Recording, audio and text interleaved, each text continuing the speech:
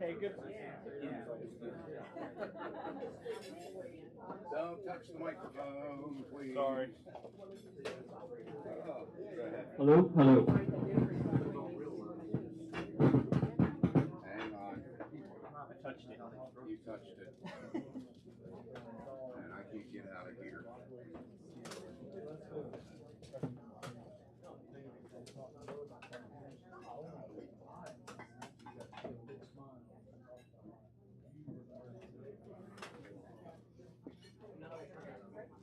Sorry about that, Dave.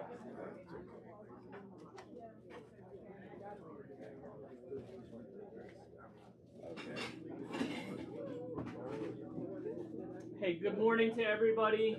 Thank you all for coming out. My name is Bo Burnside. I'm the current president of the Preston County Chamber of Commerce. Welcome to our legislative follow-up breakfast. Thank you for all of our representatives that are here today that are going to speak to their constituents. We appreciate you coming.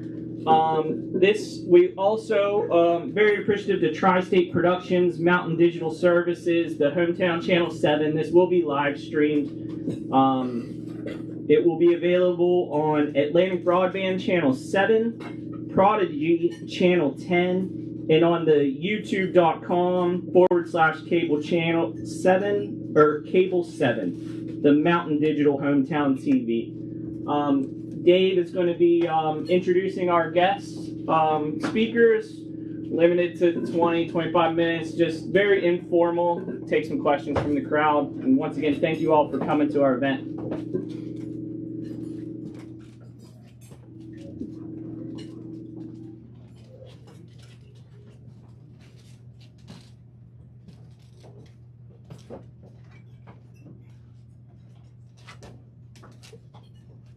So who's finished eating? You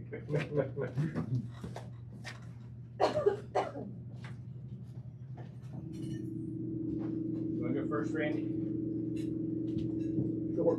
Thank you. Ladies and gentlemen, please welcome Senator Randy Smith.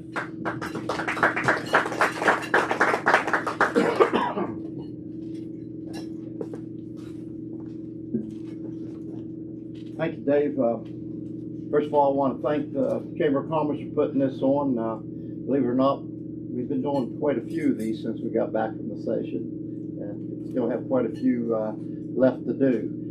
But it's always a pleasure to be back home after spending 60-something days down in the zoo, the circus, whatever you want to call it, maybe both.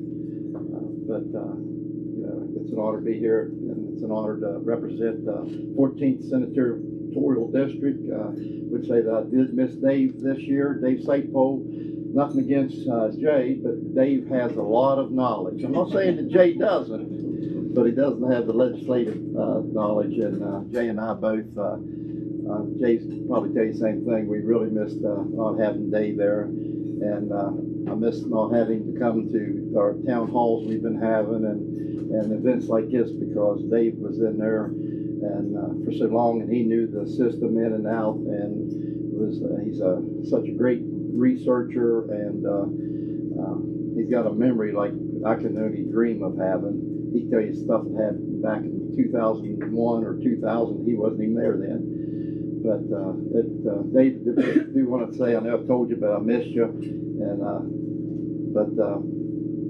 this session, I guess you could call it the good, the bad, the ugly. Just not like any other session. There's a lot of good stuff, good bills that we got out. There was a lot of good bills that we didn't get out, and then there was not so good bills that I feel wasn't good bills that got out. It seemed like we was spent more time fighting bad legislation than what we did passing good legislation. But with that being said, Randy, excuse me, if you don't mind, could you use this? We're getting some awful loud noise out of it. Go ahead. Sorry. I thought that was my hearing aids. I'm glad it was the mic. Now I don't have to go get them checked. So, that's Dave. You know, probably one of the biggest bills that got the most attention was, of course, the income tax reduction bill. You know, the governor came out wanting 50% over the next 3 years, 30% this year, 10% the next 2 years.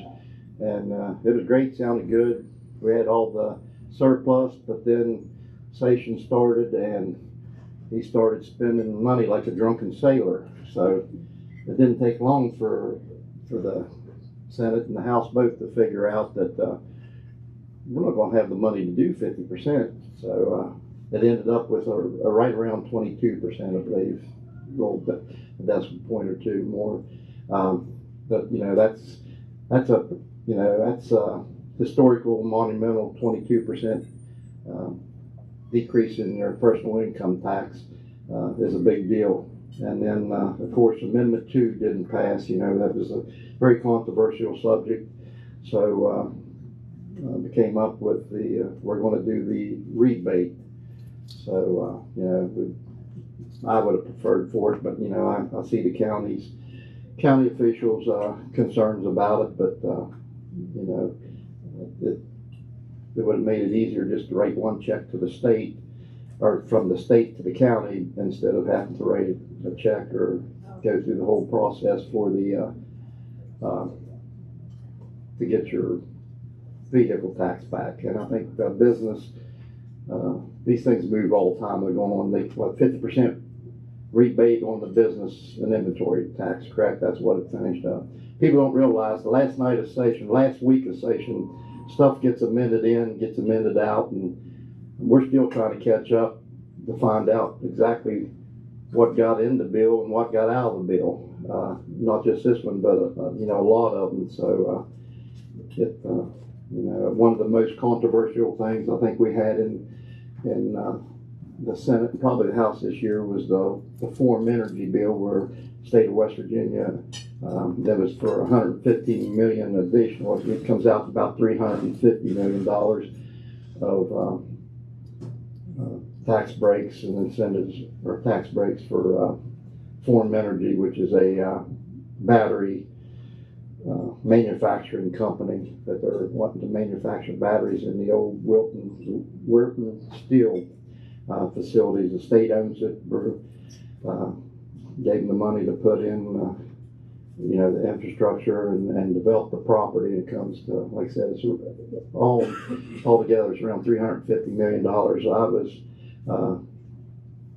I was for the others where we did with a new car, or what was it, Nucor and Nucor, and there's another one anyway. But they're established 500 Fortune companies, and I felt pretty secure with them. But this company here has only been in existence for 3 years, has never built a battery.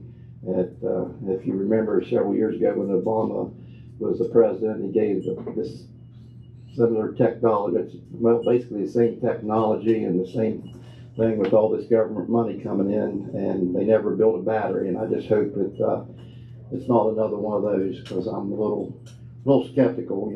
We're still waiting on the cracker plant that was supposed to have been built, 12 years ago, something like that. And of course, the Hyperloop up in Tucker County that I've seen, that just put an article out on it where it's a dead deal. And so we put a lot of money into a lot of these things with it's sort of like pie in the sky. So it's a little concerning, but that was a controversial bill. And of course, Bill Gates and a few other very, very, very, very wealthy men that started this company, and I just feel that they're probably doing it just to get the huge government subsidies that's coming from the infrastructure bill and the Inflation Reduction Act, because they have to locate in a coal mining community or coal mining state, and so I think a lot of it we're being taken advantage of on a lot of it, because we just they're anti-fossil fuel. They're trying to shut fossil fuel down, and it's just another way to kill the coal and gas industry, in my opinion. But my opinion doesn't matter much. You don't believe me? Ask my wife; she'll tell you that I don't have much of an opinion. There was 333 bills passed this year, and I can't ever. Dave, was there ever that many passed? Usually it's right around 200 and something. Most I ever remember was like 311. Well, back many years ago. 333 bills passed this year, and as of right now, they've only been, I think, only one bill vetoed? There's just one. Just one bill. Just happened to be one that Jay and I. Bringing size bill on the SSAC. Yeah, they audit the SSAC, Secondary School Activities Committee or whatever. The governor vetoed that, which don't surprise me. He's not much into transparency and being audited, so I didn't think he would sign that bill. But I'm trying to think. Buck will probably talk on the education bill. I won't talk on. He's been trying to get that passed for, I don't know, probably since he's been down there, and couldn't get it passed. So this year it was the governor's idea, and man, it went right through. And with a $34 million price tag on it. But it's a good thing. I'll let Buck go over that. Was there any bills here that anybody? I know I talked to Davey. We had a couple controversial bills that came out of Agriculture Committee that kind of blindsided us. We didn't know what exactly we thought the Farm Bureau was for it, and then when they got out, they wasn't for it, and then it hurt a lot of dealers. But there's a lot of that goes on behind the scenes. PIA was a huge thing this year. A lot of people's upset over the PIA because of having to increase it. We gave a $2,300 raise to every state employee to help. That was the highest anybody's premium would raise, was $2,300. And so if you was a professor at WVU or a doctor or whatever at WVU, Marshall, that was on PIA, that was enough to cover yours. Yours at the top of the food chain, so to say. So as you went down, the less you made, the less your premium raised. So, and the more your raise was. So I thought it was, it's a huge problem. People don't realize how close we are to for PIA crashing, because WVU was threatening to pull out of PIA, and if WVU would have pulled out of PIA would have just crashed, because that's where the higher income is the one that basically subsidizes it, make it affordable for everyone. And they were threatening to pull out of it because it's supposed to be an 80-20 program, and it wasn't an 80-20. It was what 88 something. I can't remember exact numbers, but it was about what was a $480 million price tag on it for this year alone, and it was expected to double next year. And we had to do something to fix it, either fix it or crash it. So that's one of the good things about being in this position. You got to make a lot of hard decisions and let everybody beat on you, because you're trying to do the right thing. But the PIA was a huge 800-pound gorilla in the room this year, and I think we got it straightened out. Of course, the PIA board's playing politics with it now, but we'll get it all straightened out in the end. And the restructured DHHR, we split the DHHR into 3 agencies. We put the hospitals, thank goodness, I hope it's a good thing, but put them in their own agency. And then we put, what was it, health, it was DHHR, or hospitals, child, or like family services is in their own separate. Separate, yeah. And then the health part of it is in a separate one. And the state hospitals was the third. Yes, 7 state hospitals. Yeah, the 7 state hospitals. So it's just a huge agency, and it's just hard to, we have such a problem with our family services, with child protective services. We had to do something about that, and I think this is a good move. I've been for it for ever since I got down there, because anything they don't know what to do, they put under DHHR, and it just ballooned. And we had probably the worst secretary ever in history running because everything he worried about, he didn't worry about anything but trying to shut down state hospitals. That was his main objective, because he was going to make money off of it. Thank goodness he's gone. I sent 2 letters asking him to resign, sent 2 letters to the governor asking him to fire him over the last 4 years. So I guess I got my wish. You got to be persistent, right? So, it was, a lot of, the transgender bill was we passed a bill that makes it illegal for children to have sex-changing operations. I mean, they have to be 18 years old now before they can alter their sex. And that was very controversial. I don't know why, maybe I'm looking at it from a common sense, but it was, even in the caucus, it was, believe it or not, in the supposedly Republican caucus, it was a big deal. And we tried to, they got an amendment in to where they could still do the hormone altering drugs and sterilization drugs, which makes no sense to me for kids, but that was kind of a sad point, I thought. But like I said, 333 bills we did, from allowing fire marshals receive service weapons upon retirement, all that kind of important stuff. Another controversial one was Campus Self-Defense Act, which most people, honestly, it was, before this bill passed, it was legal for any of us to carry on campus, but this, I guess, targeted more of the students, which I felt I would have preferred they just left it alone. I mean, I'm a big Second Amendment person, but honestly, I believe it hurt our Second Amendment rights by the time it was done more than it helped it. So, and you know, like I said, I've got a list of them here if anybody wants to see all 333 bills that passed the House and the Senate. And so I guess it's going to be 332 that actually passed because the governor vetoed one of them. And a lot of these, another thing, a lot of them are appropriation bills. You know, we had so much extra money, and we had so many appropriation bills. I think one day we passed 21 appropriation bills out of Finance Committee alone. That was a bright spot for the session for me. I got to go to Finance and get off Judiciary, put Jay there. So, and so I used to wave at him when I was leaving, and he was still in the Judiciary for another 4 hours. But it's fun times, huh, Jay? Oh, yeah. Jay did a great job for his first year. He listened to everything, almost everything I told him, so he did good.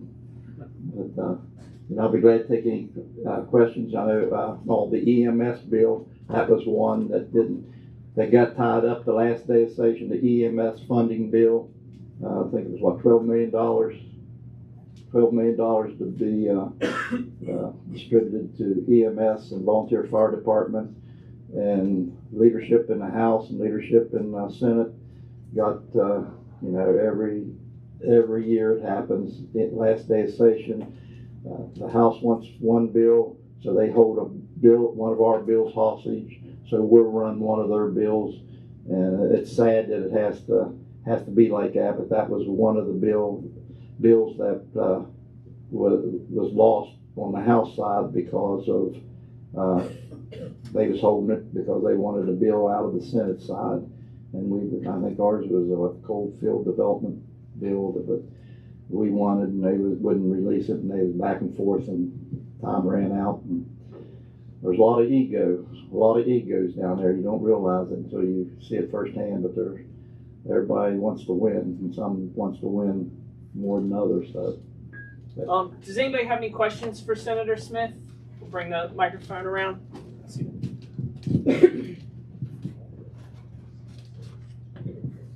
Hello, I was wondering if the splitting up of the DHHR into the 3 groups is going to affect any of the funding that nonprofits get. There are several nonprofits here in Kingwood that are family service oriented nonprofits, and we get our funds from DHHR. So when we already don't get enough funds, we can barely get staff because we can't pay them enough because the grants are so low.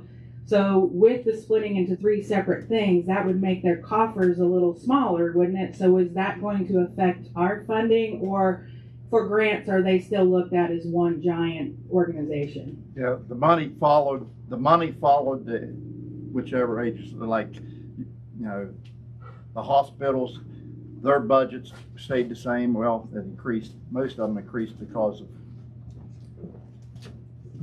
the money will stay the same because the money follows the whichever part of the agency that's split. So whatever you had last year for that, you know, well, you'll have the same, well, probably a little more this year because everything increased because of the excess money we had.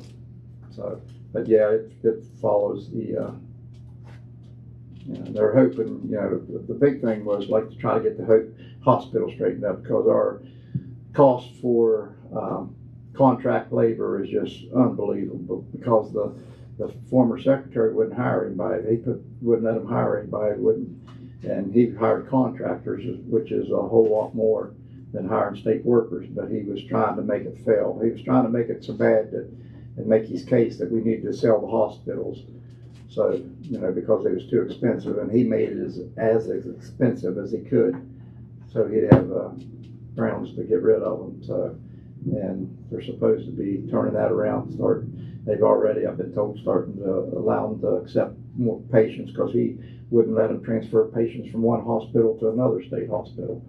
And there's all kinds of stuff going on there, and so hopefully we'll get that straightened up and get, because, government can't take, the government's not supposed to take care of everything. We take care of a whole lot more than what the original intent was with our Constitution, and even especially at the national level.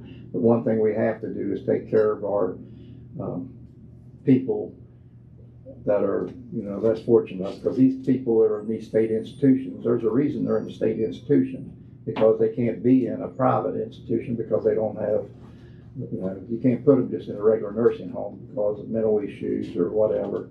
And so they're basically wards of the state. So for the state to think that they could just push them off on a private hospital, or a nursing home, they can't do it, because they're not equipped, staff to do that. So, that's certain things like that. The state we have to take care of it. Any other questions for Senator Smith? I almost did a good job. All right, good job, Randy. Thank you, Senator Smith. I'm going to experiment with the microphone here for just a moment. If you'll have some patience, please.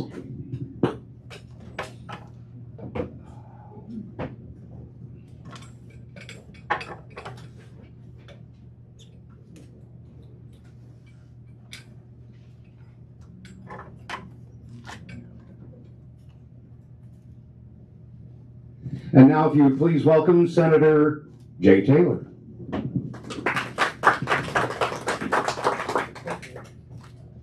Give you this just in case that didn't work. All right. Hello. Okay. I think that's working. All right, I'm gonna set that. It isn't. It isn't. It isn't. No. All right. Well, I guess it's not. Well, thank you for putting this on. It's really great, and I just appreciate all my fellow legislators being here today. Yes, this was definitely a learning session for me. Drinking from heck with the fire hose, it's straight to the fire hydrants when you're down there at the first session. So that was I've always been involved doing kind of the citizen activist thing, trying to get some bills done, working on different things, but this now, getting down there, being in the committee, seeing all that, and you're almost doing a little bit of the same sort of citizen activist thing, because you're trying to, work behind the scenes and get some things done. One of the big ones I was really proud of that we got done was a couple of the drug bills that I helped Senator Mike Stewart get through there. I went down for the governor signing those yesterday. There was 2 different bills there. We updated the schedule, and we also did some of the regulations on those. I don't know if when you're going around, you're seeing the vape shops and the heck, even at your little gas station convenience stores. Have you seen those signs with the Delta 8? Get your this hemp Delta blah blah blah. Well, and I didn't realize some of this until, I got down there and Senator Stewart was like, really a lot of that stuff they're selling to kids. I don't know if you've seen some of those boxes. I should have, had to, we had some of it bought down there right in the Charleston area. And we made sure just to get them all from right there within like 10 minutes of Charleston. And it'd be like in cereal boxes, like you'd think just the little cereal boxes that instead of Rice Krispies, it was like crispy trips. As I'm tripping here on the sound, there we go. But yeah, it was all going towards the kids. You'd have the Cheetos and all this stuff. When we were discussing the judiciary, they passed it around. I was the fortunate one, because sitting on the end there, got the bag of gummies, and you see on there, the gummies are on the back, serving size 1/4 of a gummy. Now, have you ever seen kids eat 1/4 of a gummy? So no, and it was you know, that's one of the things we, in these two drug bills, we banned, stopped, and got control of. So those will be going away. I'm really excited about that. That'll be good for our kids. And you know, you hear some of these people that, you know, oh, this is just hemp, and this is, you know, people use this for various things. We didn't touch any of the medical legitimate stuff that people are doing. They can still get their, you know, get that under the regulation side. This stops all this bullying that's going on, that's getting into our kids' hands. So I'm really, really proud of that. I'm anxious to, you know, I'm hoping that helps out greatly here.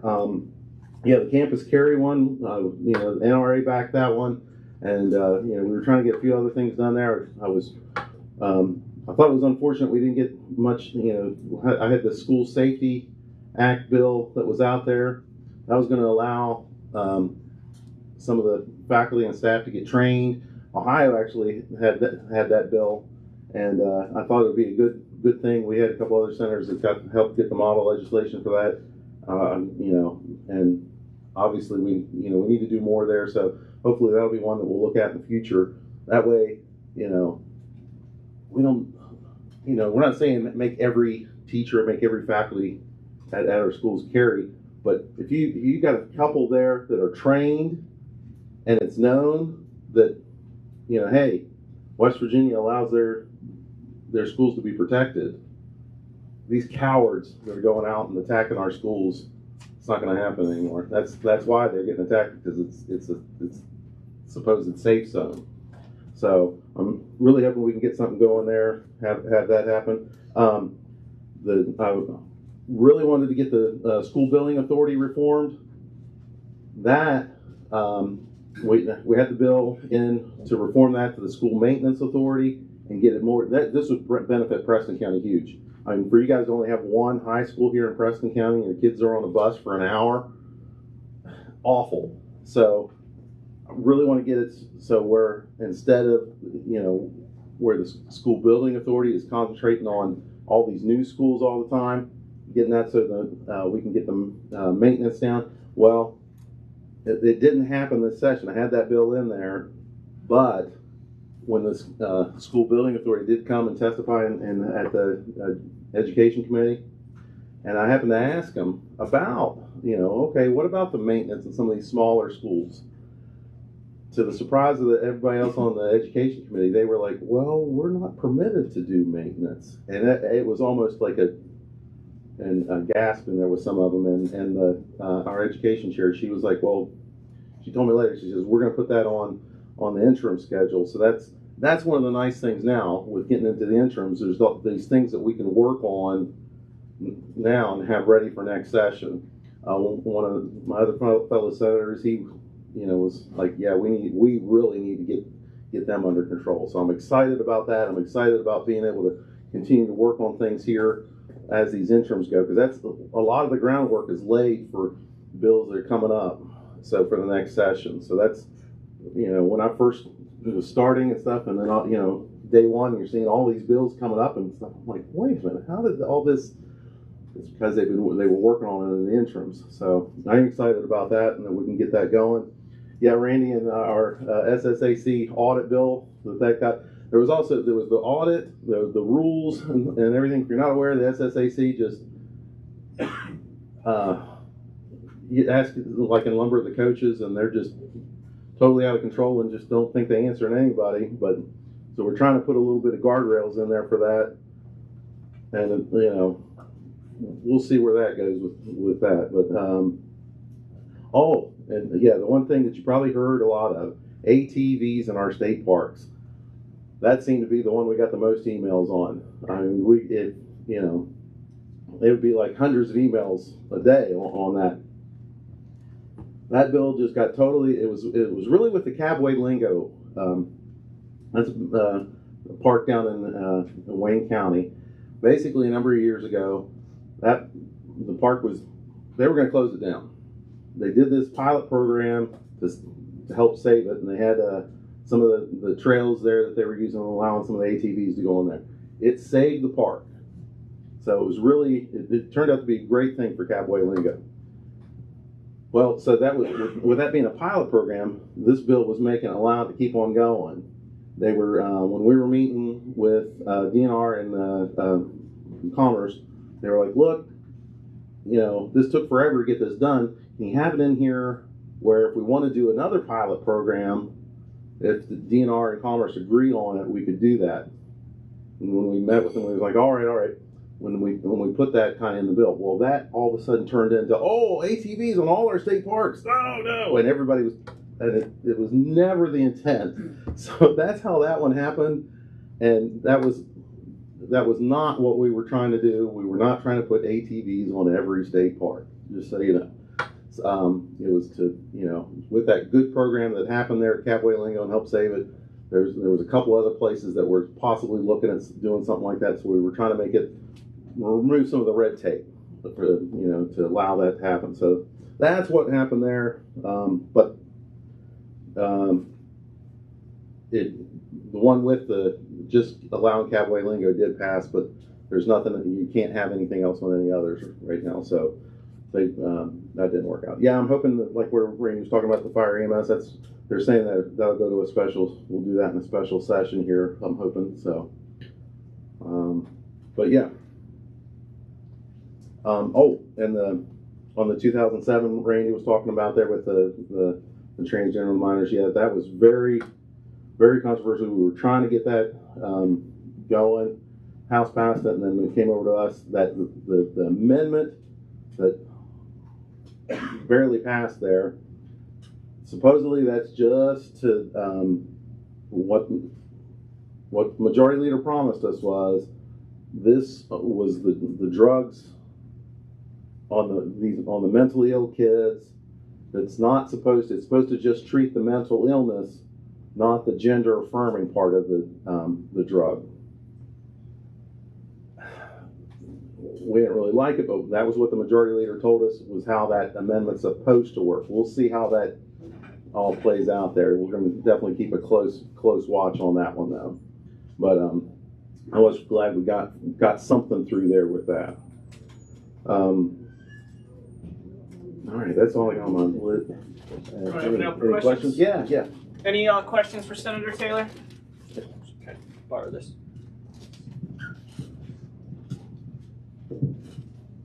So my question concerns the vaping and restrictions. Good job on getting ahead of this, because they are making those, especially the nicotine ones, look like little kid toys and stuff like that. In a recent climate survey here in Preston County of high school students, 7.5% have tried THC in the last 30 days. 8.5% have vaped nicotine, and that's the big one that's just getting schools all over the place. But the surprising statistic for me was 40% of kids have tried alcohol.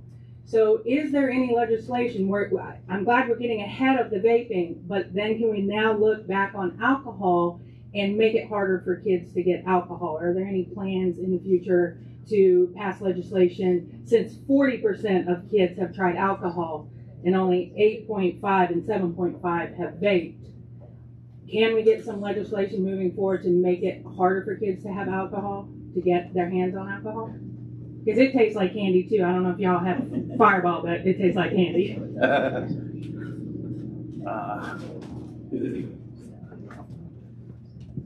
I haven't heard of anything there along those lines. I mean, I know we're currently at 21 for the drinking age, and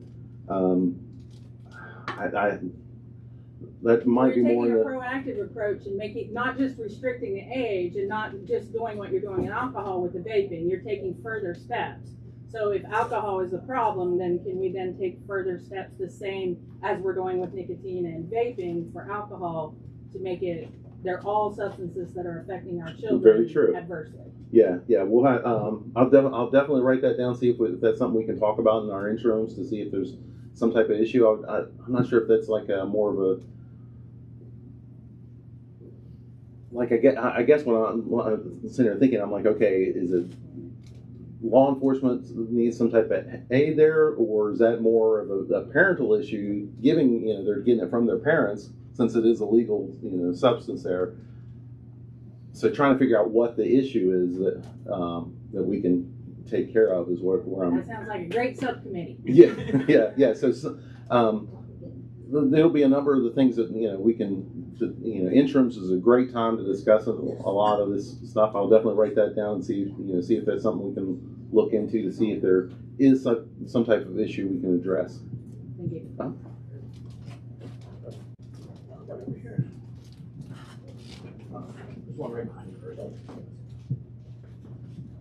Hi, I'm Laura Delaney. I have Big Sandy Bruce and Brewster Mills. I was wondering if you could glean some insight as to the changes that were made with the ABC this year. With the that alcohol bill that did pass. Yeah. The ABC. Because that one, Buck, were you on that one? Is that? No, I vote against all Okay. Yeah, because there was a number of those with the alcohol bill, and the ones that there was one I did vote for. Most of them I voted against. The one that I did vote for allowed. There was the resident brewer that I know, like Screech Owl here in Preston County, was really wanting to be able, because they were trying to do some franchising. And they were only they were only allowed to have the one brewer location, and they were really asking to be able to, so they could franchise out. So that was why I voted for that one. But the other bills, any of the alcohol bills, I did vote against. The alcohol and gambling and those bills. But the one that they really did a lot of restructure on that one. I'll have to try to find the final on that, because boy, that one went back and forth like 4 or 5 times. So, I'm sorry I don't have a more precise answer for you. Senator Sickle has a question. Thank you. My question is very similar to hers, except it seemed to me that with the multi-site sales for craft breweries, that there was more of a rule change issue than a bill. Of course, you could pass a bill that would cause the rule to be updated. My question is, and I know that there was some loose talk about the ABC commissioner now being on board with entertaining maybe having 2 or 3 sites, a finite number of sites. Have you heard any more? I know I'm catching you off guard with this, but have you heard any more whether that rule will be proposed? Because that will be up to the agency, and they have until, I think, June or July 30th to propose the amended rule. And if you don't know, we can find out. Yeah, that's really the direction that we were hoping to go. And I think we put enough pressure on the commissioner that in fact, at least what he told me was that he was coming around to our way of thinking a little bit. The way what they did was they redefined. How they had those definitions. In the bills, usually there's a definition section, and so how things are defined. Basically the lawyer talk section. But that was how we did the resident brewer one, was in there, allowed it to have multiple locations. And so that was how that one was taken care of for Screech Owl. So. Any further questions for Senator Taylor? Okay, appreciate it. Thank you so much.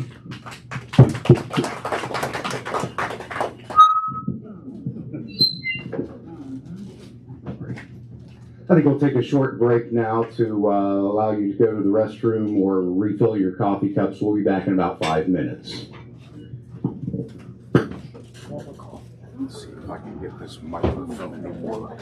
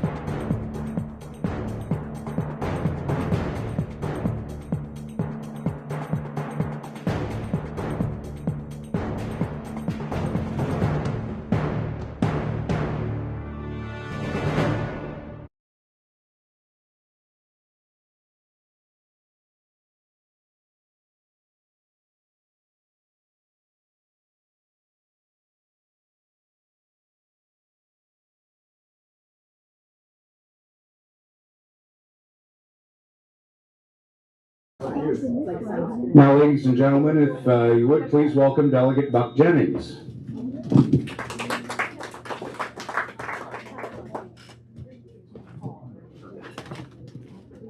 Apparently we have the mics working now. Yes, please don't touch it. Okay. Please don't touch it. Put your hands in your pocket, Bob. I don't know if I'm walking around here. All right, I want to talk to you about the number one is the education bill. Like Randy said, I've been working on this bill for ever since I've been there. And what I believe in is that our children are our foundation. And to start our education and K through 3, that's where you build your foundation. That's some contractor. That's how you start all buildings, is from the foundation. And I wanted to where our children would be able to read at a 3rd grade level before they were moved on.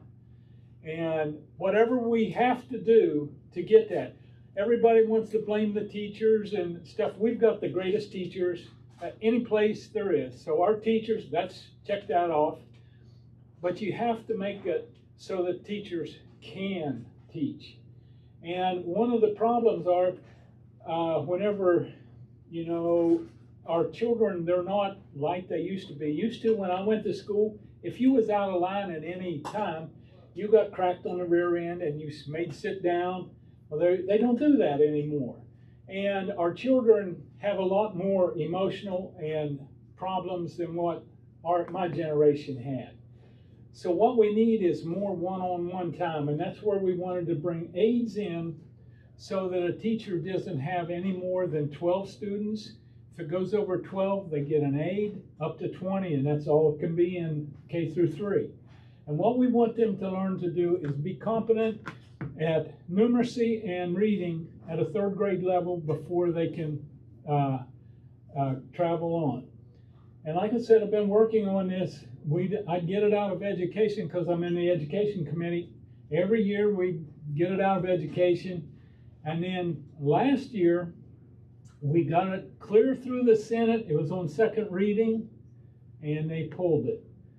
So this year, I decided I've got to try a different tactic. So I wrote the governor a letter and told him it would be great if it was his idea, because this is what our state needs. And we talk about our drug problems. We talk about all of our problems we have. It all starts with education. And education is what starts to correct those problems. And that's where you get at the root of the problem, is there. And so he seemed to like the idea. Next thing I know, he appoints a new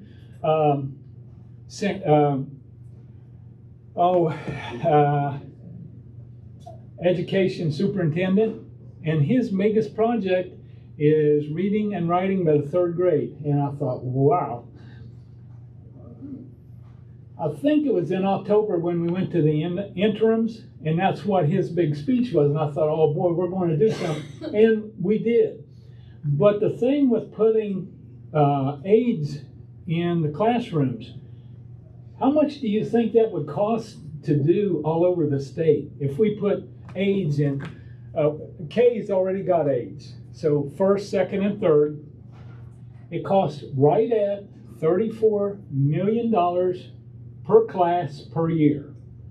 And that's the reason why. So it had to come from the governor, because he has to allot that much money.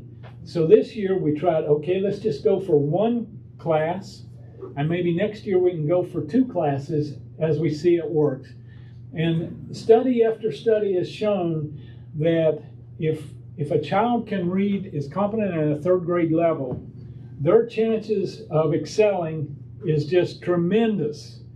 But if they can't read at a 3rd grade level and competent there, their chances of ever learning to read properly is almost 0. And that is the importance of this. And so whenever we talk about an earth-shaking, challenging project, to me, this is one that West Virginia can and needs to make, and I believe we have started it this year. And so I'm hopeful that it really helps. We still got a lot of problems in our state, But this is one of the things that starts turning the corner, I believe. I hope so. And it was one that goes back and forth, but I think we got it through. It's not quite as the way I wanted it, but one of the things you learn as you're a legislator, a lot of times your ideas isn't the perfect idea. Sometimes when you add other people's ideas into it, it makes it an even better idea. And I believe that's what we have now. The next one is the splitting up of DHHR. Dave, correct me on this. Didn't it take about half of our total budget? Isn't that the DHHR? Actually, a little more. A little more than half of our total budget goes to the DHHR. So to say that it's one of the biggest things in the state is an understatement. So by splitting that into the three different categories, we feel that we can have a better handle and look at things a lot better. And one of that being is our state hospitals. Like Randy said, these state hospitals, in our state, we have to have a place to put people. We have so many people that are drug addicts, and they're just down on their luck. And I don't know if any of you remember, but I remember what happened in the 90s. Remember they closed down Weston? And they sent these people out on the street. And these people didn't know where to go, had nothing. And I thought that was the most inhumane thing I'd ever seen in my entire life. But now we have there's going to be a special secretary that's always going to look at is trying to correct and stabilize our state hospitals. We have 7, and they are in bad shape, and it's because of how they were took care of before. But I've already seen where they're accepting patients now. Before, they wouldn't even let them accept patients at our state hospitals, but now they can. They're advertising for full-time positions for nurses and that kind of stuff. So I see that there's going to be some changes made. And now then, the other one I want to talk about is the fire and EMS. In 18, we got the Senate Bill 625 passed, and what that did was it established a fund for fire and one for EMS. Now all we have to do is fund these two things, and then they can send that money out to fire and EMS. Well, in 18 we had it funded with what I'm going to tell you about, but it was once again on Saturday night at 11:30. At that time, the finance chair came to me and said, "Buck, either you pull out the funding or I pull the bill." That's how these things work, And so my choice was to lose this bill, and I kept on thinking, no. If I get these fundings in there, someday I'll be able to put money in them, and then that can be dispersed. So I pulled the funding. And so then ever since then, every year, we would fight for this or try to get this through. And what it is, it's 1%. Right now you're charged 0.55% on your homeowner's insurance premium. Whatever you pay in that, 0.55 or 55 cents on every $100 you spend on your premium goes to the fire departments, all volunteer. There's 427 volunteer, and then there's 7 or 8, a few, I forget now, 8 or 10 part paid and part volunteer fire departments, and they only get paid the percentage of volunteers that they have. So if they've got 10 fully paid people and 10 volunteer people in their fire department, they get 50% of what everybody else in the state. Here in Preston County, we have 12 fire departments, all volunteer. And so each one gets their share. Right now, that 0.55 pays each fire department somewhere around $42,000 to $48,000 per year for them to use in different things. And it's spelled out exactly what they can use for training, equipment, that type of thing. So what I wanted was to make that a 1%, which now it'd be $1 on every $100 you spend on your premium. So that gives me 0.45. That 0.45, this year they figured it out, it would be $12,300,000 is how much that would collect over the state. Out of that, I wanted to give half of that, or $6.15 million, to the fire departments and $6.15 to the EMS. Right now, there's roughly 200 EMS, but that includes all the transport EMS, Medcom, and all that. So we couldn't just say, okay, we just want to hand this out like we're going to the fire departments.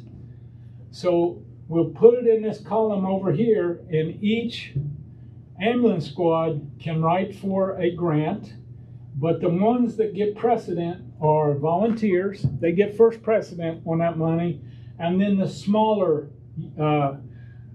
EMS squads over the state. What we're trying to do is fund the rural EMS squads, and that's how we're trying to get the money. Well, I'm here to tell you we was this close this year of getting it. I've been promised, and Randy said he thinks it's going to come up in a special session where we bring this back up again. This year, the argument was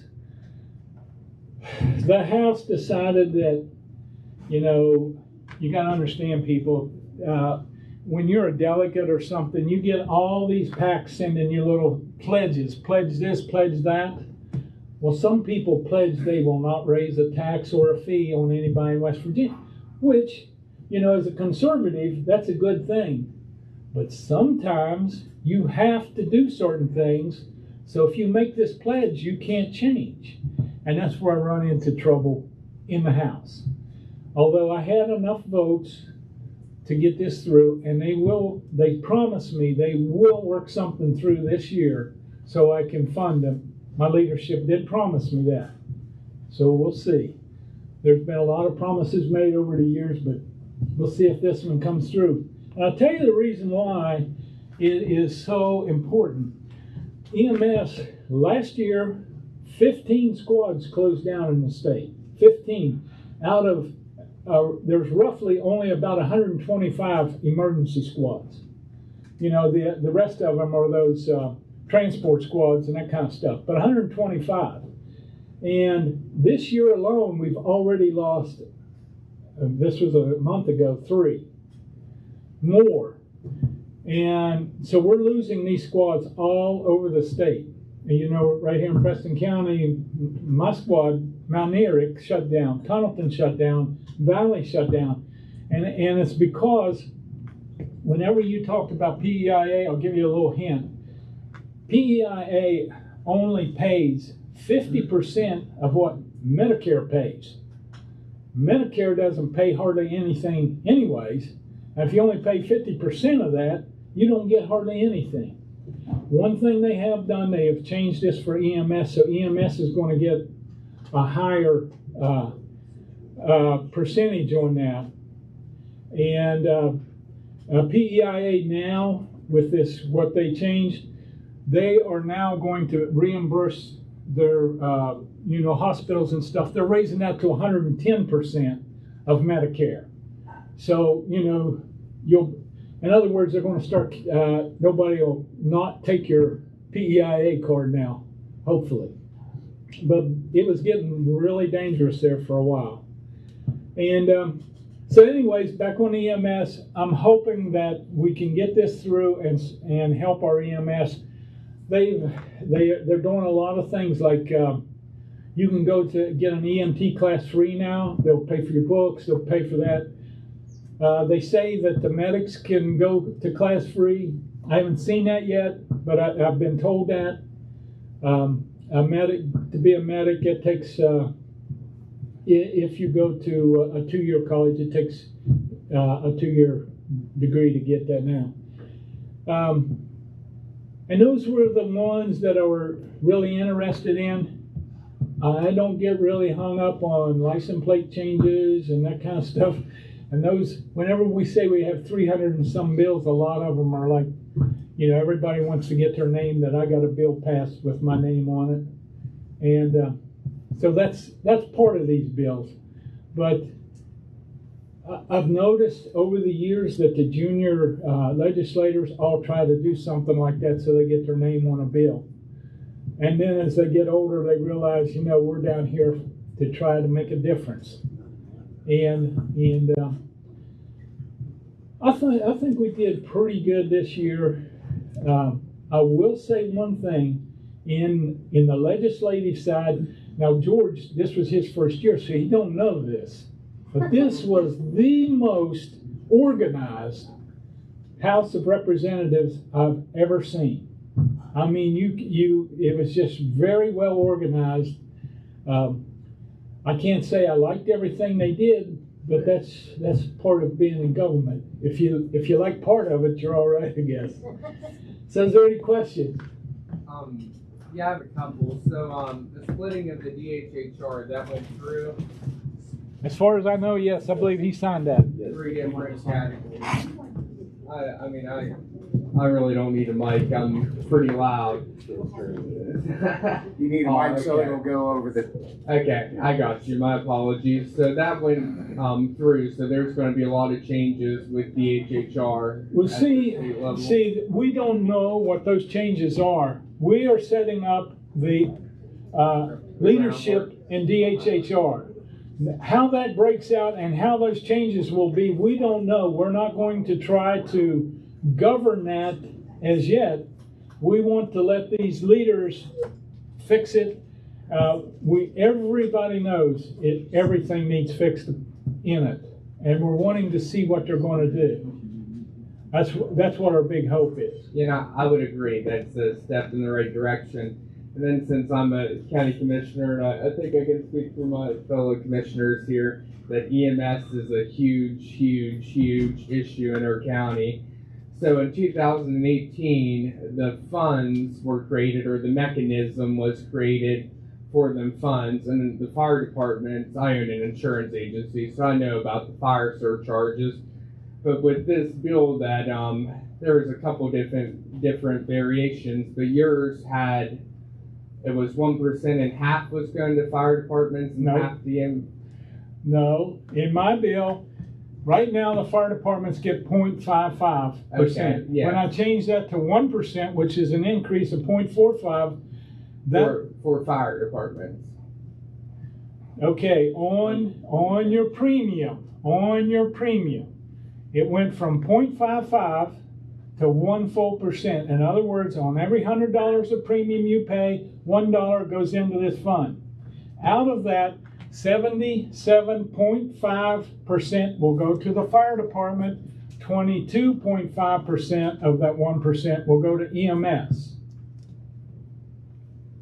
Okay, I got it, because there was some confusion with absolutely, and I had a hard time trying to explain that to people down there in Charleston. Well, there was some confusions with the fire departments and EMS in this county on that, and then later on, wasn't there a variation of that where they amended it so many times, or maybe that was a different bill. But they was going to do what? They were going to pull it out of the. They were going to try to take it out of the excess lottery fund, which is not a stable fund. And my argument kept on being, see, the House would pass that, but the Senate would have no part of it because they said it's not stable. You don't know it's going to be there. Plus, it could interfere with our bond rating. And that's what the Senate was afraid of. The Senate doesn't look at raising a fee on your insurance as a raise in taxes, because it lowers your premium, because it lowers your, what is that, ISO, or it's not ISO. I call it your insurance score, but It is ISO. Yeah. It is ISO. It lowers your ISO rating, which lowers your premium, which so to them it was cross off. This is just the insurance agency side of me. Was there people in like big in the insurance industry lobbying against that? Oh my God. What do you think? I don't understand that because Since 18. To be honest with you, people don't even pay attention, and they honestly understand what that is. That 0.55%. What's Klein's first name? Jane. Huh? Jane. Jane. She was there at 18. Okay, every year she would smile and say, "Yeah, you know, we already pay the highest fee in any state union. We can't rate." I mean, it just started off there. Now that Jane's gone, they've got 3 replacements saying the exact same thing. But because fire and EMS is in such a shambles in our state, I had over 80 some votes that would absolutely do this. But like Randy said, this was a football, and it was being thrown back and forth. And it just didn't get done in time. But my leadership promised me they will get something done this year in interim. And I understand with all the new legislators, and not George, because I know George isn't like this, but with that, like, you know, I'm a conservative and increased taxes, but that's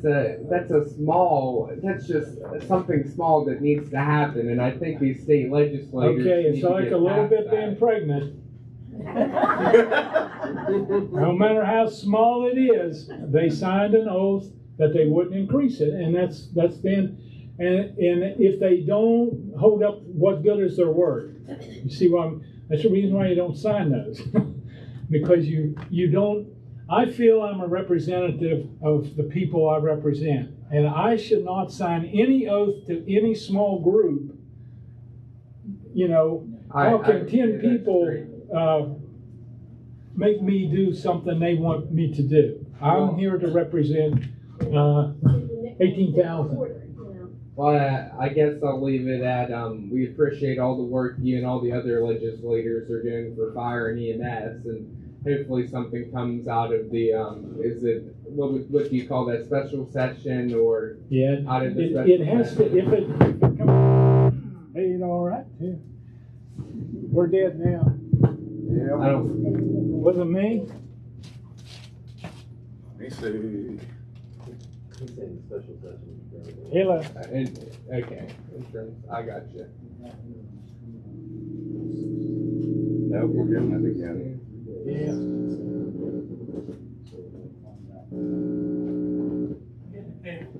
See, it was me from banging on this table here. Oh, you're all good. Well, I They're going to get another mic cake. Yeah. So. Hey, Buck, I did have a question. My wife's first grade teacher, she's fighting 22, 23, 7-year-olds, and they're winning, to be honest. So she could probably use an aid in there. But one of the things she brings up is a lot of these younger kids have what she calls hardwired issues. Like basically they were drug babies, essentially. But they can't get them assigned enough special education hours at a certain age. Like they have to be a certain age before they will allow them to have those special education hours. Is that something that would ever be reviewed or lowered? Yes, we understand that you can't teach children that, you know, that if they won't sit down and listen. And can you hear me now?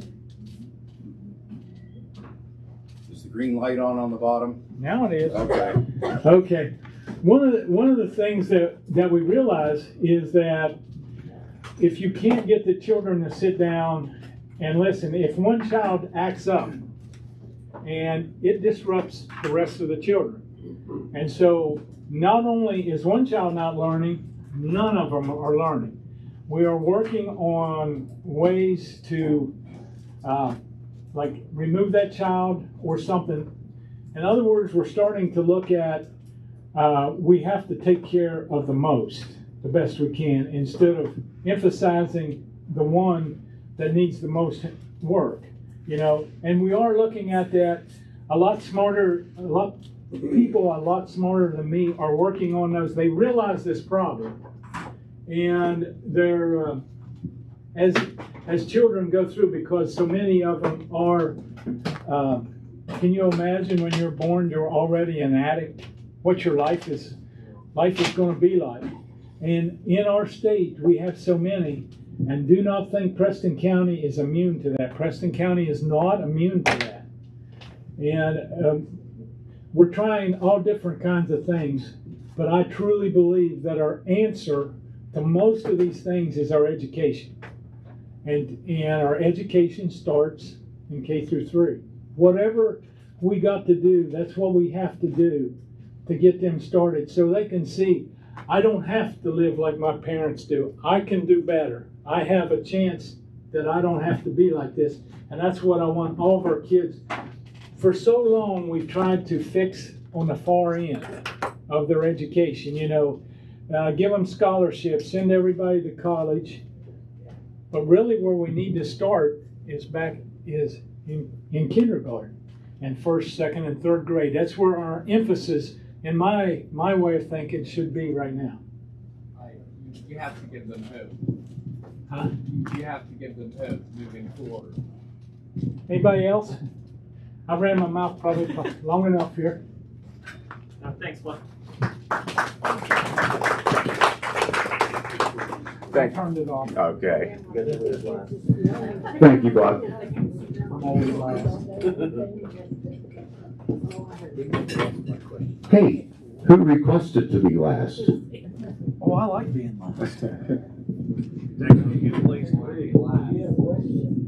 We just get and ask for questions first.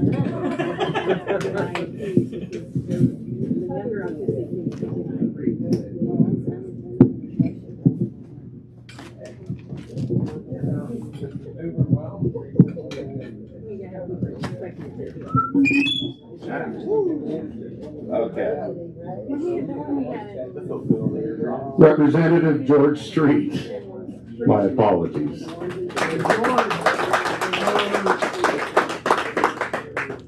You guys doing? So, most of the ground's been plowed already, but quick review, with being a first year down there, and one of the other people, maybe it was Jay, mentioned, it's like drinking from a fire hydrant. Well, it is. It's, you get down there and you have an attitude that you're going to really kind of cut through some of the bull and get some things done. And I had a little bit of that attitude. I still do. But so for example, this year, according to my numbers here, there were 2,317 bills total. The House had 1,558. The Senate had 759. 203 House bills ended up passing through legislation, and 130 Senate bills made it all the way through. Now, someone said the governor had vetoed one. I'm not sure which one that is, so Senate bill. Wherever that one lies, and there's numbers there.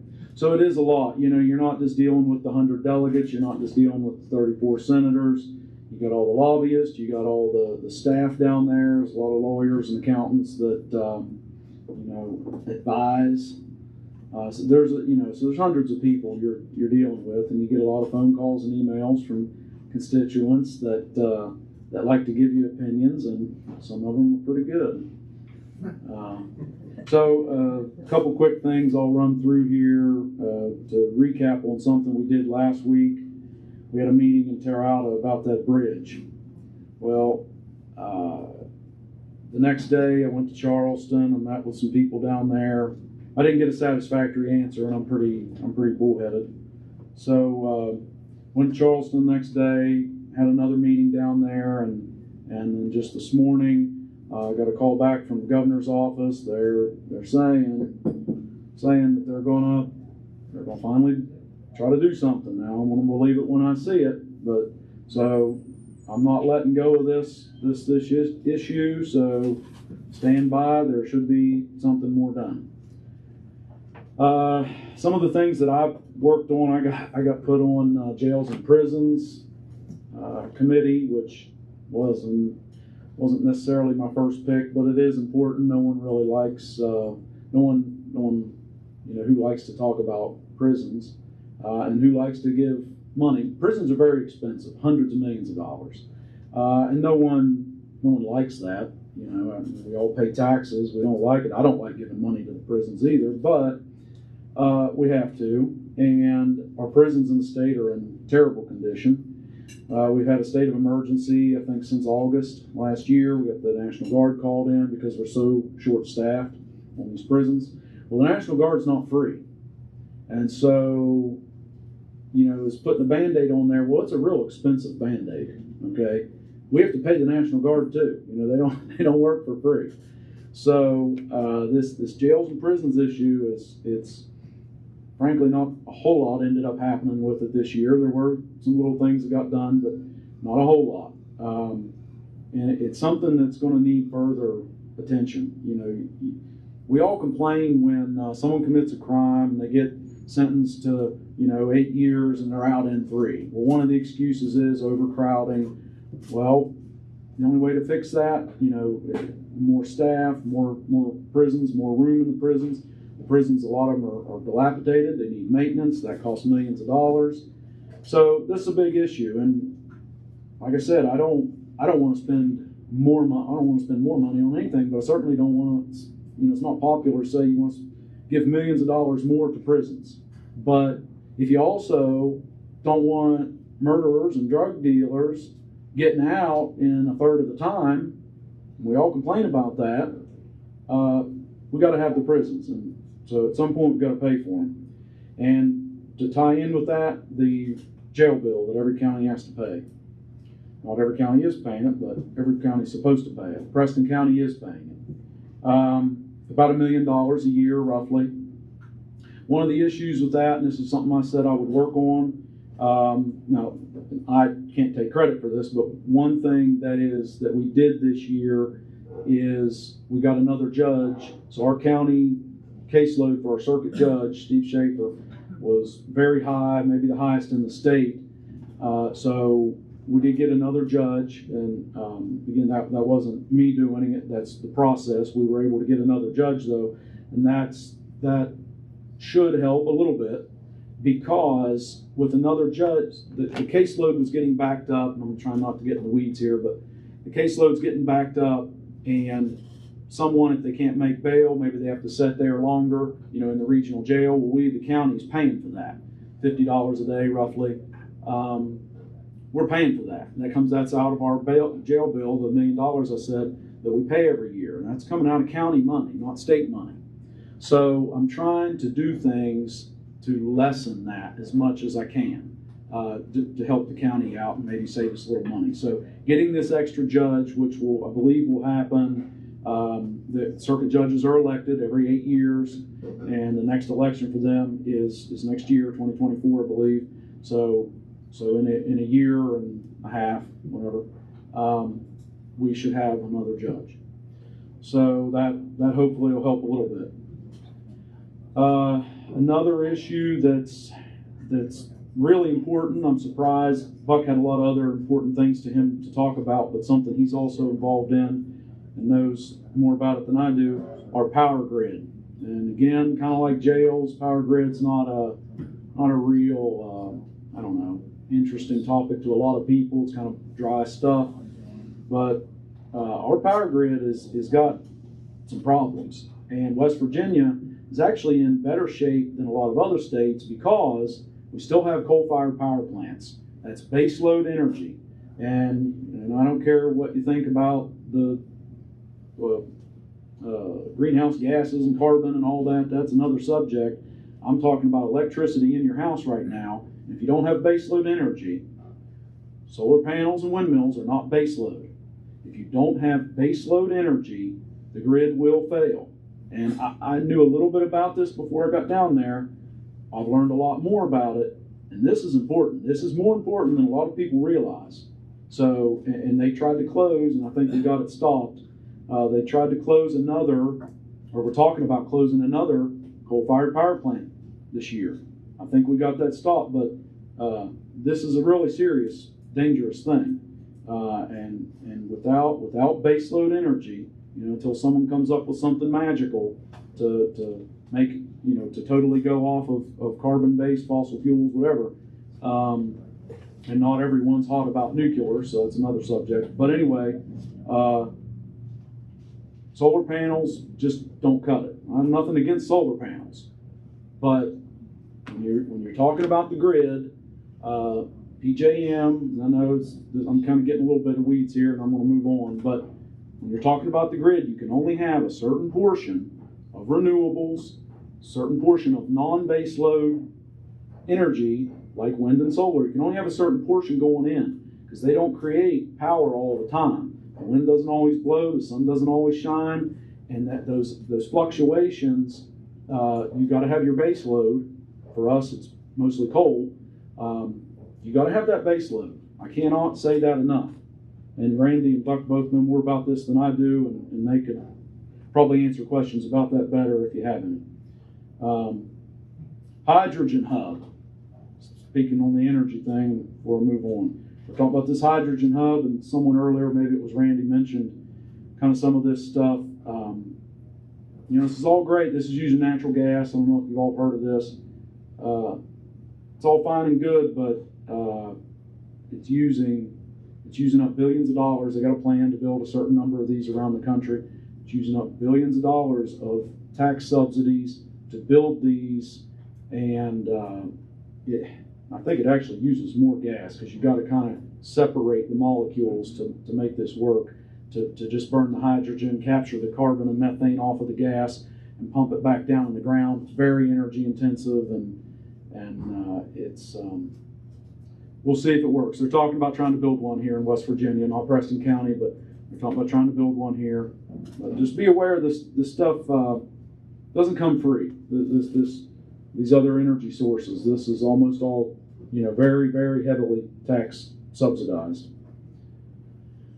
A bill that I didn't hear anyone mention that I think passed is the cap on insulin products and the copay for what you have to pay for the insulin. We got a lot of people, a lot of West Virginians, I believe, we're one of the highest states for diabetes. So that should be a big help, especially to the lower income people that rely on that to survive. Labor force. Labor force is a big issue. We all love to talk about our wonderful roads, Department of Highways. I've called and complained a lot. When you call me and complain, I call them and complain. I promise you, I do it every single time. I got them on speed dial. Well, one of their, so you call down here to the county office there at Albright, you talk to them and they start going through the numbers, and they say, well, we're allotted, and it's 50 or 52 employees. They've only got, 39 or 40 last I checked. So they're down pretty significantly. They have job fairs, no one even shows up, or one person shows up, and then that person fails the drug test. And I'm not making this up. This is exactly what happened. So, tackling this road issue and DOH issues, personally, I think it's kind of a management thing. I'm not picking on the individual employees. It's not a simple fix. There's just not, Randy and everyone and Dave and these guys have been working on this for years before I got here. I'm not going to be able to just fix it like that either. But I am working on it. I didn't hear anyone mention roads, I don't think. It's why I thought I'd bring it up. So we haven't forgotten about it. We're working on this stuff, but it's not a quick fix. I've basically covered some of the highlights of what I got here. I got with these hundreds of bills, I could probably stand up here for hours and hours, but I know you don't want me to, and I don't want to. So, anyone have any questions? Hello? With the emergence of different solar companies like Solar Holler and others that I've seen advertisements for, one of the things that they offer, I checked into it, and net zero meters. So when you're producing more, you're adding to the grid. When you're not, you're pulling it from the grid.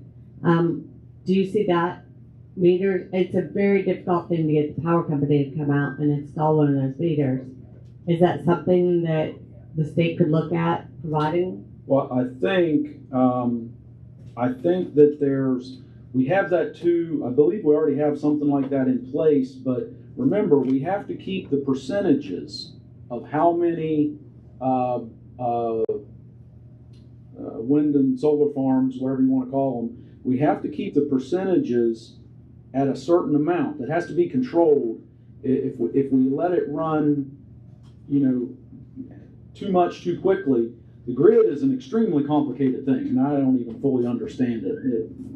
Most people don't. It's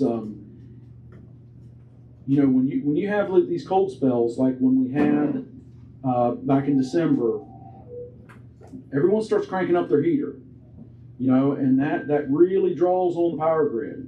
And during that time, solar, during extreme cold and in the winter, there's less hours of daylight anyway, or if they get covered with snow, that drops the amount of power they can produce. And a lot of times in those extreme colds, the windmills drop significantly, the amount of power they can produce.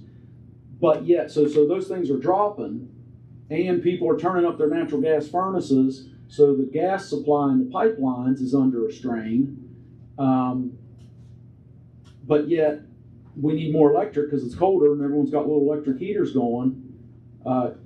You have to have, there's where base load, and I know there's some people that nowadays that don't like coal, but base load, we absolutely have to maintain that, or else it would have failed. We come very close to failing in December. But so to answer your question, I believe it's 3%. Some of you guys may know this. We do allow a certain amount of net metering to come on. I believe it's up to 3%. Don't quote me on that. But we are allowing some of that, but it has to be controlled and limited. Buck, you want to chime in on that? Yeah. See, if you recall Christmas weekend when it dropped down so low, remember North Carolina was saying we're going to start having to go on rolling blackouts? Here in West Virginia, believe it or not, they were called, because I have some little insight on this, they called over at the power station over there, told them to turn their parking lights off and to unplug the Christmas tree in their offices, all Christmas lights off. That is how close. See what happens when there's a drawdown on it. If you're electric, you've got so much voltage, when it drops down below 60 hertz, it starts really tugging. If it drops very far below that, they have to shut it off or it'll start burning up transformers. If that happens, then they can't just turn you back on, so they shut you off. The only thing that saved us, see, everybody went to this gas power plants. They had so many of those. What happened was they have to have so much pressure in the lines to burn those burners to get those gas-powered plants to work. They lost 47% of their power with the gas-fired power plants in the East Coast. We were within 15 minutes of a total blackout. That's how close that came. What it's from is where the only thing that saved us was our coal-fired power plants. They cranked every one of them up to full capacity, because they've got to keep the amount of voltage up here so that as it goes through the up transformers and the down transformers, they can keep that 60 cycle hertz going. Once it pulls down, and they can't overdo it because it'll go above 60. That also burns them up. It has to hit right on that groove there. And we were this close to losing it. The bad thing about these renewables, they're non-dependable. And the more of those we put on, we still have to run our base load. And everybody's wanting to shut these coal-fired power plants. A coal-fired power plant usually has, is it 30 to 90 days stockpile on, is it 60? 60 days right there. So they don't have to, if they can't truck it. My comment wasn't like objecting coal, we definitely need that, but it was just the net zero meters and adding to the power grid. And see, if you go over too much, like George said, if you go over too much of that, then that starts cutting these coal or base plants down to where they can't afford to run. If they're just sitting there and humming, they can't, and they're not being paid for that, they can't do that. And that's where it's real dangerous. And what happened with the gas-fired power plants, like George said, when everybody turned their furnaces on, it dropped the pressure in the lines. And so when the pressure in the lines dropped, and as it came out of the lines, it started freezing up because it was so cold. That's where they lost all their power. So they're thinking about this electric grid thing of how they're going to do it. And the real answer one day will be probably nuclear. They're coming up with nuclear plants or small plants that you don't have to worry about the China syndrome with them, like we did. I don't know how many of you were here whenever. What's the one up at 3 Mile Island? And that was in elementary school, by the way. Yeah. And when that one went down, we was afraid it was going to burn a hole through the earth, to China and all that. But these new ones, they've got it rigged out to where it's a lot less. And really, that's probably the only thing that will replace coal is that. I'll go answer your question.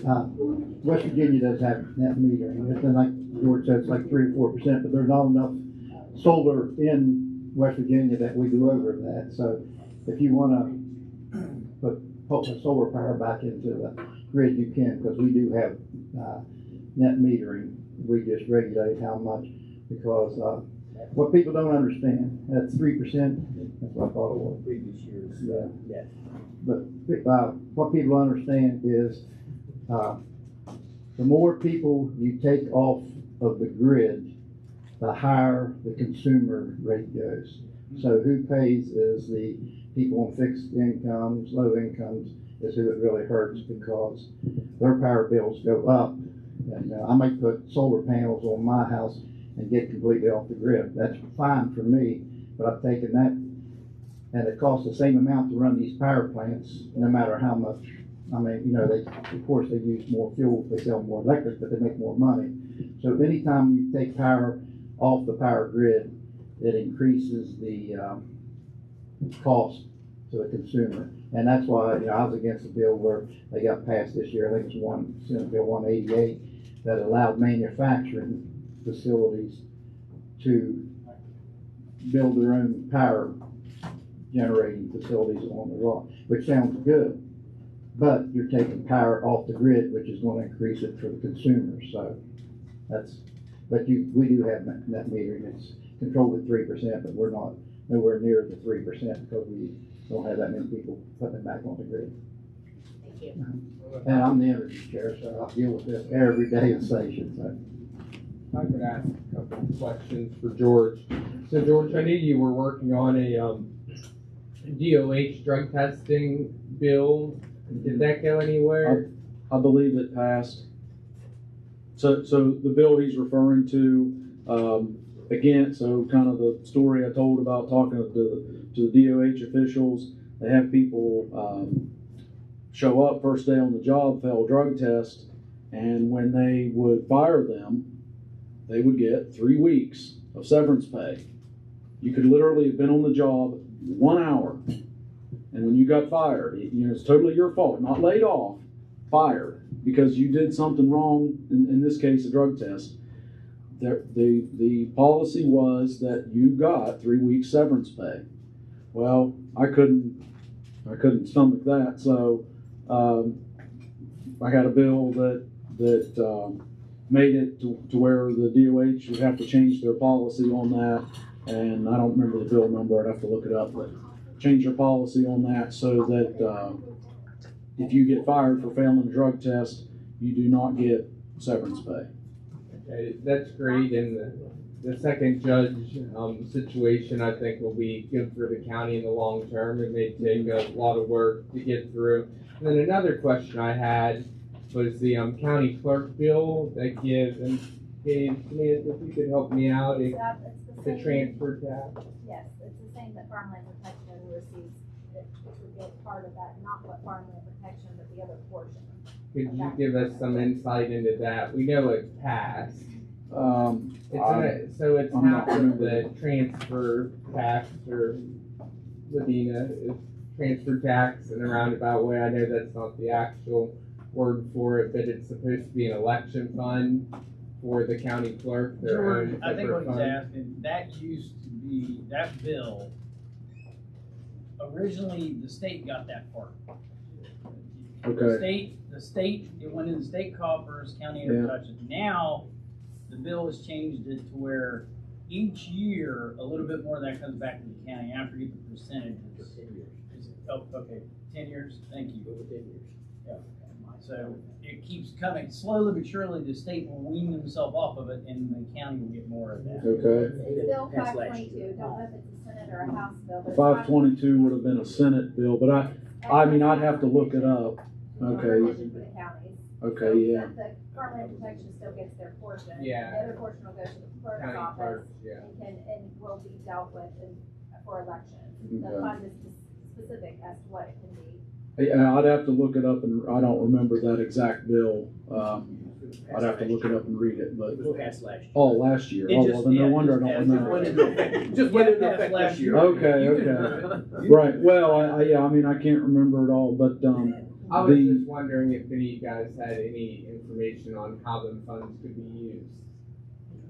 That's all I Very was asking. specific to elections. yeah, I don't know. The clerk could probably know more about it than I would. I don't know those details, but, any other questions? I do.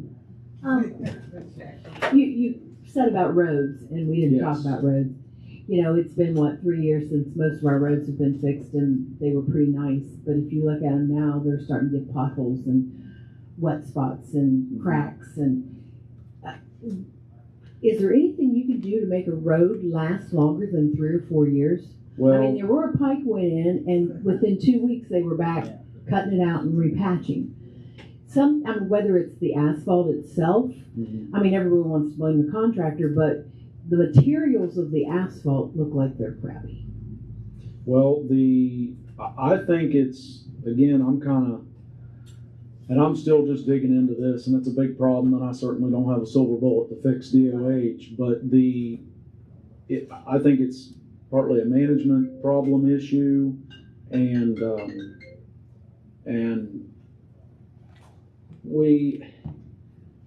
the legislature, I know the county commission gets calls all the time because they call me. The legislature and the county commissions cannot, and most of the people in this room probably know this, but I'll say it anyway, cannot hire or fire or force anyone in the Department of Highways to do anything. When y'all email me pictures of potholes, and I get them and I love them, I'll pass them on, okay? When you all do that, I forward the email and call DOH. I'll usually start at the county level. I'll call down here at Albright. They know me real well now, and all I can do is ask and beg and get worked up sometimes, but I cannot make them go pave your road, or my road, or any road. I cannot tell them you have to go fix this road. I cannot, if someone there I mentioned management issues, which I believe what some of the problem is, but I cannot fire that supervisor. I can't hire a new one. The DOH is under the executive branch, so the governor's office, and the legislature's really kind of the monkey in the middle, the way I'm seeing it. But when it comes to, I understand all that. It's just, surely to goodness, somebody can make it. I mean, the Roman roads have been there for 2,000 years. I understand. And we can't have one that lasts 5? Well, to your point, I see. I'll get you a second. To your point, one of the last conversations I had with a DOH official, he complained about the quality of the blacktop that they received. Now, I don't know much about blacktop. I've never ran a paver. I don't own a blacktop company. So I have no idea if what he's saying is accurate. Is it an excuse? I don't have a clue, but to your point, that was some of the complaints when I call DOH and say, hey, what the heck's going on? One of the things they tell me, couple main things. One, labor shortage. Like I said, they can't get employees. Two, the quality of the materials is one of the most recent complaints I got. They said the blacktop they're getting is junk. Whether that's true or not, I don't know. Who's in charge of procuring the blacktop then? Is it not DOH? Right, but so if they're getting bad blacktop, then why don't they find another vendor? well, first of all, there's only so many vendors around. I mean, blacktop plants, you can't just pop one up in 5 minutes. But they claim, well, we'll get one load and it'll be real good. And we're out there paving, and then the next load we get is no good. Then you reject it and make the company bring you a clean load. Well, I know it sounds that easy, but and I'm not saying they don't ever reject a load. But these are just, I'm just giving a snapshot example of the problems or excuses, whatever you want to call them, that we hear back.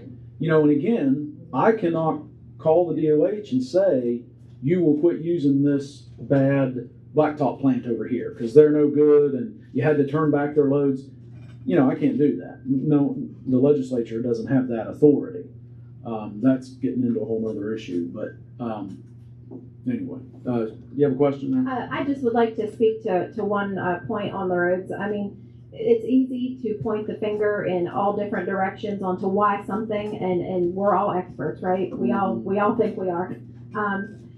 However, what I have seen over the last 4 years since I've truly paid more attention than just my vehicle being beat to death over the roads or whatever it might be, is that when it really boils down to it and you get down to the gist of really what's going on, is it's easy to put a Band-Aid over it's easy to paint the road black. People are happy. It creates, smooth, it's good. But if the base isn't fixed, drainage, canopies, all collectively, to get all of that done for one roadway at the same time so that the road is fixed correctly, to get to a maintenance point that is feasible is nearly impossible, especially here in West Virginia, because it's constant. Everything freeze and thaw, freeze and thaw, freeze and thaw. The water, we get these storms that come through. So to say it's the state's fault or management fault or the contractor's fault is it's a mix of everybody's fault and Mother Nature and the weather that we are dealt. However, what I have seen over the last almost 4 years, in which is so unfortunate for us, is we don't have the manpower when they do come out and fix something. And we see an issue where water's starting to come back up through the road, or there's a pothole starting to form. They're not correcting that right now, digging down, getting it out, putting it back correctly, because they can't, whether it's manpower, management, all these things that we take into collaboration here. If that's where it goes, is they don't, when they fix it, whether it's a good fix or a half fix or whatever, when they fix it, they're not able to maintain it, or they're not maintaining it, whichever it might be. And that's the true problem that we're up against. And it can trickle down to funding. I've been told, and I know you have too, we can fund these projects, but when you got contractors, lack of state workers, giving projects back because they can't get them done, the money's there. It's getting the work done. Enough contractors, Buck can attribute to this, there's just not enough to get caught up, to ever get to that level playing field to where somebody might have a chance to make things happen. But all we can do as elected officials is when something gets to the point and we don't like this, it's really, really causing something dangerous, we got to get light to it so that we can maybe hope to prevent something drastic from happening because of the road deterioration. We make calls daily on these issues. But all we can do is keep pressing, keep the fire turned up on it, and hope that one day the system can be fixed. We all know that our county needs more of a budget. more funding needs poured in here. But again, we're not going to get there. It's just a continuous cycle. We just got to start fixing what's being fixed so it doesn't get back to where it was. And we're starting down that terrible train again.